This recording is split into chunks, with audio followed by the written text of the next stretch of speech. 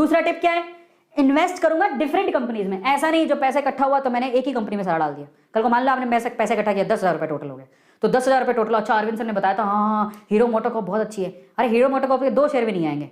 Better है उन 10,000 को आप डिवाइड करो, 5 कंपनी सेलेक्ट करो और 5 कंपनी में 10,000 रुपये डालो आप। तो अगर कोई मुझसे पूछे कि मैं, अगर मेरे पास मान लो कि मैंने इकट्ठे किए 6 महीने में 10,000 रुपये, तो मैं ये 6 महीने में 10,000 रुपये, ऐसा नहीं कि मैं 10 के 10,000 रुपये एक ही कंपनी में डाल दूंगा, कभी नहीं करूंगा मैं ऐसा। अगर आपके पास 10,000 रुपये है तो आप उसको इन्वेस्ट करने के, आप क्या करना है, एटलीस्ट 4 या 5 कंपनी में अपने 10,000 रुपये डालो।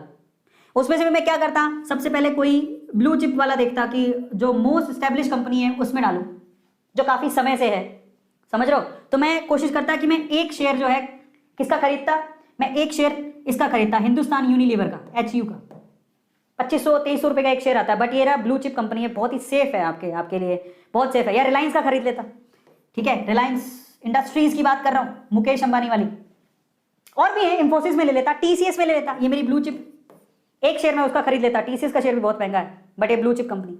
फिर मैं क्या करता, इसके अलावा मैं क्या करता, बैंकिंग सेक्टर में लेता, कुछ बैंकिंग सेक्टर के शेयर ले लेता, ICICI कंपनी में ले लिए, ठीक है, या फिर HDFC में ले लिए, या फिर SBI में ले लिए।